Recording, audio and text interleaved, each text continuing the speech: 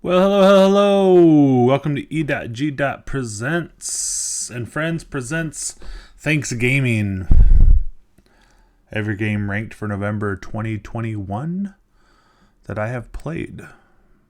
I played 19 individual games this month, and we'll see. I've played some great ones. In fact, played some really good games. However, this first game is not so great. Let's start with number 19, Play 9. Every month it seems like I play a game where I have to say, why did I play this game? I played this game because I like to play games. And I like to play games with people who I love. And sometimes the people who I love like to play games that I do not enjoy. This being one of them. Anyway, but I had a good time playing with them, so it's all worthwhile, and that is the real point of playing games. So Play 9, this is a golf-style game where you're trying to score the lowest points by drawing cards off the deck and placing them in your tableau. You get some bonuses if you can match cards up and lower your score that way. But other than that, that's the game. I find the game has limited strategic opportunities and can go on for a while. Like you play 9 hands of the same thing over and over again. So there's that. So it takes on for a while. But if you're trying to chew up some time and have a good time talking to your family and friends, trash talking and whatnot, Play 9, excellent choice. Let's go to the next game, number 18, Dungeon Mayhem. This is an interesting little game that my nephew and niece taught me. I say nephew and niece as though their little kids are both adults, but it's a D&D themed card game. Pretty basic when it comes down to it, but you have asymmetrical decks, and every player, and you can play up to 4 players, and every player plays just a little bit differently. But what we're trying to do is just knock down the hit points of all the other characters to nothing so that you can move on and win. And it is a clever little game, a little basic maybe, and not really a style of game I love. I don't love those like attacky type games, but it did it well. It didn't overstay its welcome for sure. It just played really quick. Younger players could play this, like a good learning game for these style games if you wanted maybe introduce this first and then move on to more complicated things. But yeah, Dungeon Mayhem, interesting little fun game. BGG seems to love this game. I mean, love. In the top 2,000 though, that's nothing to sneeze at. And for such a basic game, kind of blows my mind. Anyway, number 17, The Table is Lava. This is a silly, stupid game where you are tossing cards onto the table to get out your meeples and trying to knock other people's meeples onto the table, which is lava, which will burn them up, figuratively, and remove points from them. Silly game. I want to love this game more than I do, probably. I also wished people I played with found it more. I find it more interesting than the people I play with. I have found in almost every instance. But anyway, number 17, The Table is Lava. Number 16, Fuji Flush. This is a game I've played almost 100 times, 100 hands of anyway, I should say. And this is a game I have a lot of fun with it. Sort of like Play 9 though, where there is a little bit of strategy, but not. There's a couple different pathways you can go, but what you're really trying to do is just try to get rid of all your cards, and so you make some choices, but you can run the game on a rail if you want to. And that's actually one little criticism. After I've played this game so many times, when I play with other people, I tend to overpower. That's kind of criticism on myself, not so much the game, but the game lends itself to that, where everyone needs to be paying attention. If they're not paying attention, like one person can just kind of like dealing out all their cards and tell them what's going to happen, and you can get lost. But anyway, Fuji Flush, my number 16 game of this month. Number 15, Concept. Concept's a game that I played a really long time ago, a couple of times, but I got my own copy of, and just recently. And so I got to play that a couple more times. And if you don't know Concept is like a word or phrase guessing game like charades or whatever, but instead of acting it out, you are putting these little cubes and these little plastic, like there's a question mark and a bunch of exclamation points that you put out on the board to try to get people to guess a word or a phrase or a thing or whatever it is. And it's really interesting. It works better with adults. There's a kids version of the game, and I think multiple. I know there's an animals one that I've seen, where all the things you're trying to guess are animals, and a little simpler board.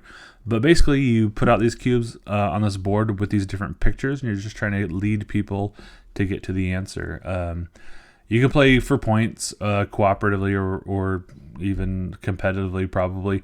I find it's just more of an activity. You just go around, everybody has a turn, and it's good fun concept. And this is my 15th ranked game of this month, but that's probably more a reflection on how awesome these next games are going to be rather than on concept itself, because it is a really solid game. But there's some better ones. Number 14, Chinatown. I've heard about this game for a long time. However, on Board Game Geek, I put a thread out and I said, hey, convince me to buy a game and I'll buy it, and I'll buy you a copy too. And somebody convinced me to buy Chinatown, and I was able to find a copy. And super interesting game. Like I've heard about it before, but basically it's an open negotiation game where you can trade pretty much anything in game.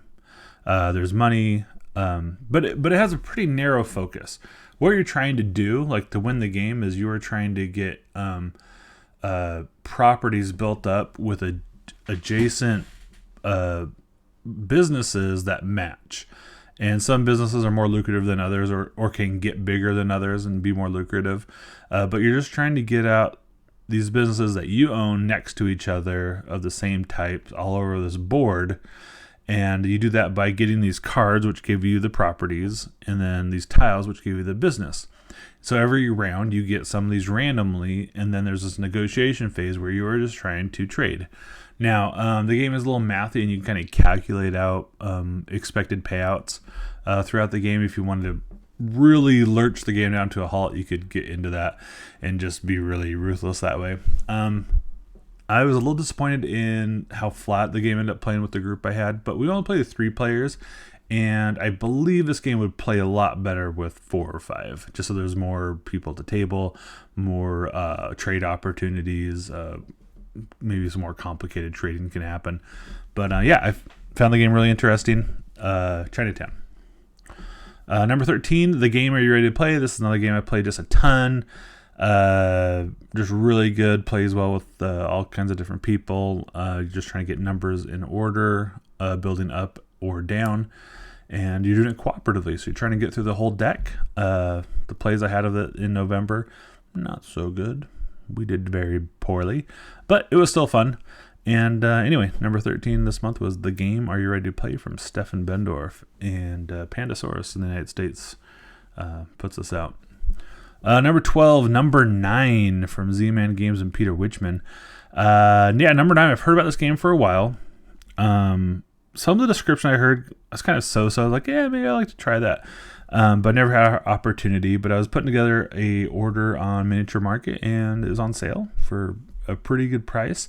And it just put me over the free shipping mark. And so I tacked it on, and don't regret it at all. It's really, really nice puzzle game where everyone is playing at the same time. You flip over a number, and then a card that has a number on it. Everybody grabs a tile of that number, and the shapes are they kind of fit the number, but they're all kinds of different crazy shapes. And then you have to put that on your board somewhere, either on the bottom 0 layer, which kind of builds your base, or up higher where it'll score points. So if you build it on the first layer, you'll get that many points for whatever tile it is. So if you put an A on layer 1, you get 8 points. If you can get it up on a second layer, though, you get double points. If you get it up to a third layer, you get triple points. But there are some rules that make it difficult just to go as high as you want to go. And so trying to make that puzzle work is really interesting. It plays quick, plays really well solo, plays well with other people. Really good game if you like puzzly type things like that. High recommendation, and you can get it fairly cheap. I know I've seen this like at Barnes and Noble and stuff. It might be on its downswing. I don't know if it was a great seller, but if you find it, high recommendation from me. Number 11, Downforce. I picked this game up on a whim. It was on sale at Target when I was walking by, and picked it up for a pretty good price. And it sat on my shelf for a couple months. And then finally, I was having a family game day and looking for something. I was like, Downforce isn't that difficult. I played it once before a few years ago, got it out, and played with my family, and it was a lot of fun. Really good racing game. Really good. Has a little draft at the beginning. Trying to figure out when to play your cards is really interesting. And then just that betting mechanism, and some people are angry at the end of the game because they're kids with the way things worked out. But anyway, I think it's a really clever little game. I know it has a lot of other names, older versions, which I don't know, but it's Wolfgang Kramer and Justin Jacobson and Rob Davio with some designer credits on this one. Wolfgang Kramer, I think, was the original designer of the game. But anyway, number 10, Ohanami. This is a great little drafting game. It's from designer Stefan Bendorf, who did the game, and this shares some similarities in it, in which you are putting numbers going higher and lower. But this is a competitive game where you are drafting cards around a circle. You're going to play 3 rounds. It plays really quick, plays really easily. You explain the game really fast. I played this game twice in one lunch session with a coworker, and so it plays really good. But really interesting. Interesting how each round, different cards will score each round. So the first round, blues cards will score, and then the next round, blue and green will score. In the next round, blue, green, and gray. And then at the end of the game, your pink cards will score. But trying to get those cards in order, trying to leave yourself openings for cards later in the game is interesting. Just really enjoy it. Not a super heavy game, but yeah, really good one. Number 10, Ohanami. Number 9, Project L. This is another game I have heard about for a long time. For like a year or so, I've been hearing some little buzz here and there. Finally got my own copy and was able to play it. In this game, you are drafting these puzzle cards, and you have these little polyomino pieces. You start the game with a 1x1 and a 2x1, so really tight, small pieces. But basically, you're gonna get more of them as you finish puzzles. You get more of the bigger pieces, which you get to add to your little bank of pieces. And I don't know, it plays really well. It has some fun little puzzles, trying to get those pieces to work. The spatial stuff is just all really fun. Big month for puzzle games for me, apparently, but I really enjoyed them. Project L, really solid game, and would honestly be ranked higher if it wasn't for how awesome these next games are. Number 8, Hadrian's Wall. This was my BGG Secret Santa gift, which I got really early in November, and played it a bunch. Only played it solo. It plays really well as a solo game, and I highly recommend it that way. I imagine if I play this with other people, I don't know if it would change the game all that much. You're very much involved in your own thing, and other people's stuff only matters really for how it's going to help you. There's no real attacking other people or anything like that. You're just kind of focusing on your own thing. Each round you're going to get some resources.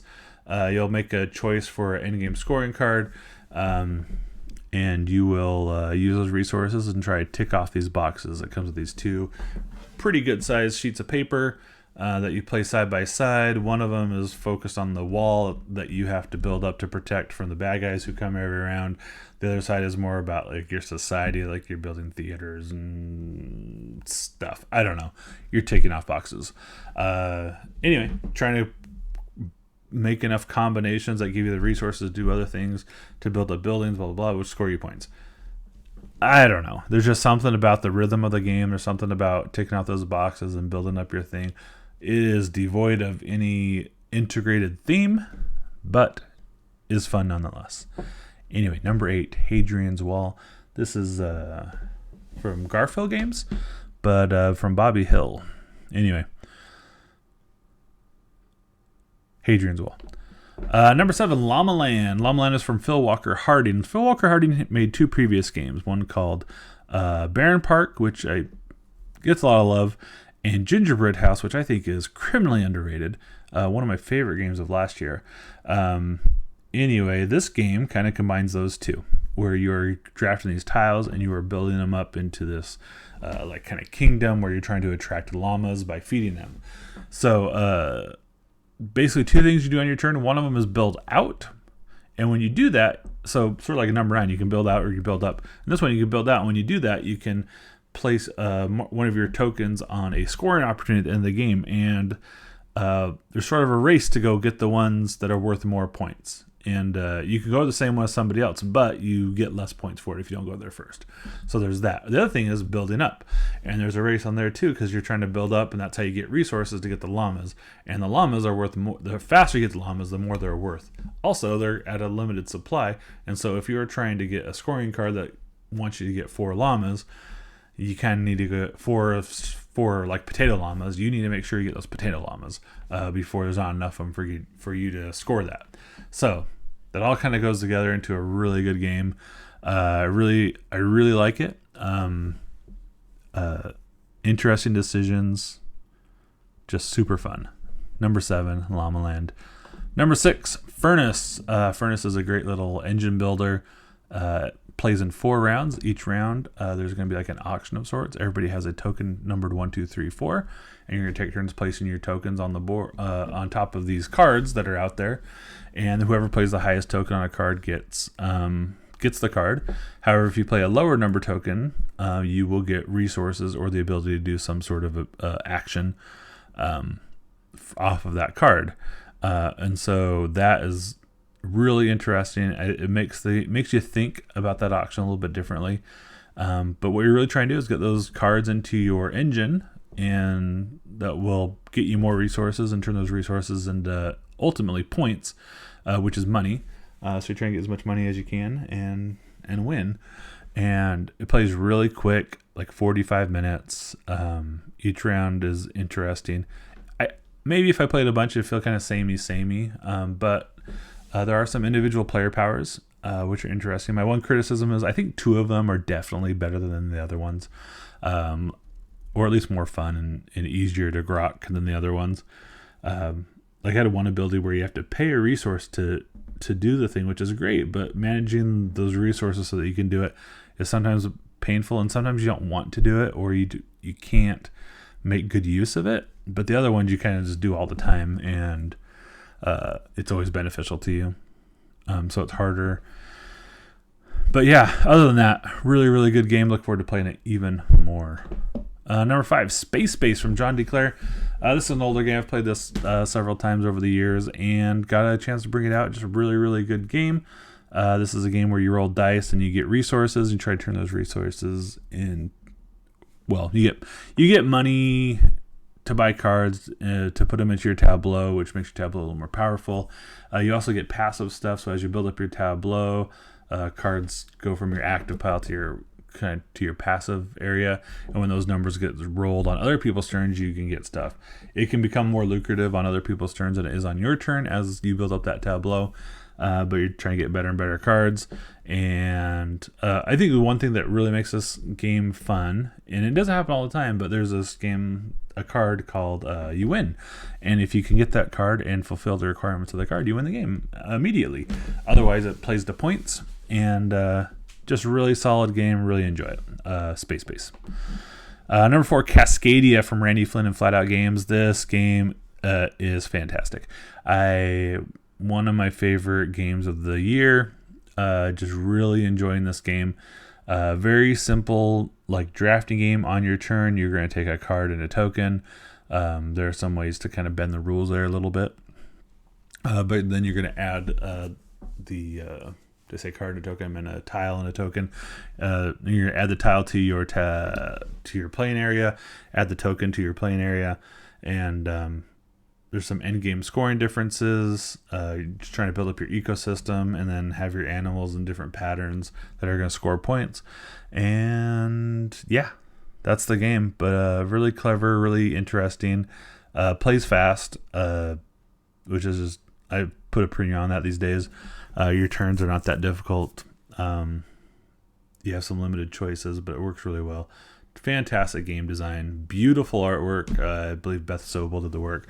Great work. Anyway, Cascadia, my number 4 for the month of November. Now, number 3, Witchstone. Another one of my favorite games of this year. This is my second month in a row getting to play in, and I really, really enjoy this game. It has some Feldian type qualities, and if you don't know what that means, Stefan Feld is a very good designer who I enjoy quite a bit, and point salad is the word. So there's different ways you can go about to get enough points to win the game, and enough points is more points than everybody else. And so anyway, but this is not a Feld game. This is Reiner Knizia and Martino Chiacchietta. Don't know how to pronounce that. That's my best try at it. And so what happens is on your turn, you're going to be pulling a tile from your supply, and you're going to be putting it into your cauldron.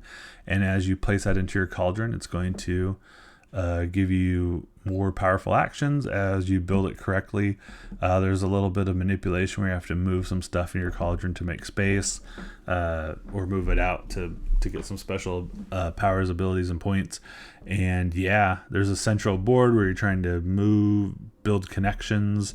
So it has that right kind of route building type thing. Maybe like a vestigial pick up and deliver type feeling, where you're building out a route and then you're trying to get your acolytes or your witches or whatever they call them to the different locations on the board. And anyway, I really, really like this game. I like what it's doing. Once you've grokked the rules and everything, it plays super smoothly. It has like some comboing ability in there which is just always fun when you get to combo stuff together. And really good game. Really enjoy it. Witchstone, my number 3 game of November 2021. My number 2 game, Quacks of Quedlinburg, one of my all-time favorite games. I have an extended video with my friend Eric Kerman. And dog doesn't like being outside anymore. Just a second.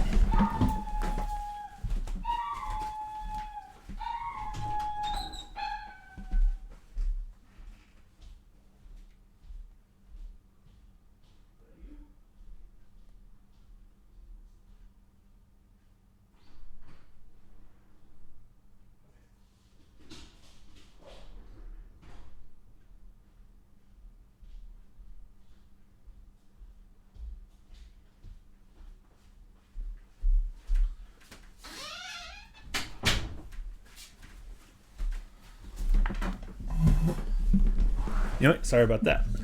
Dog did not like being outside.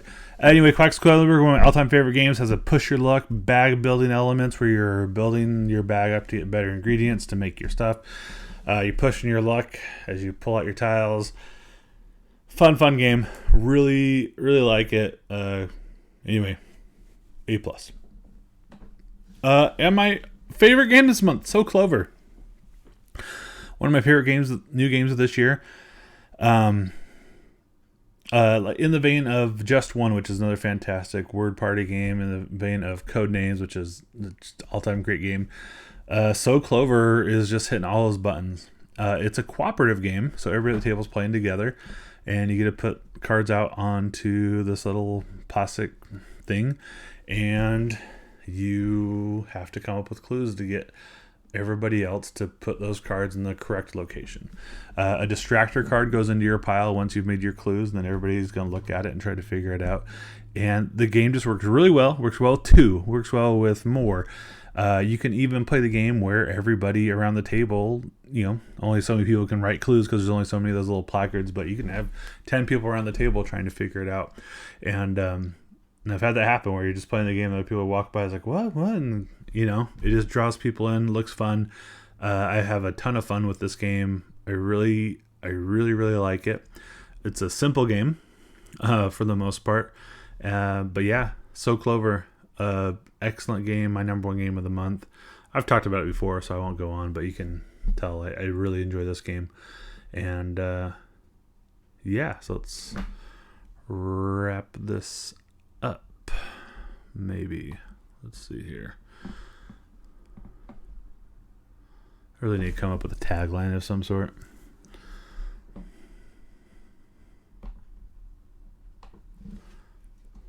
Where? I'm making a YouTube video Bev.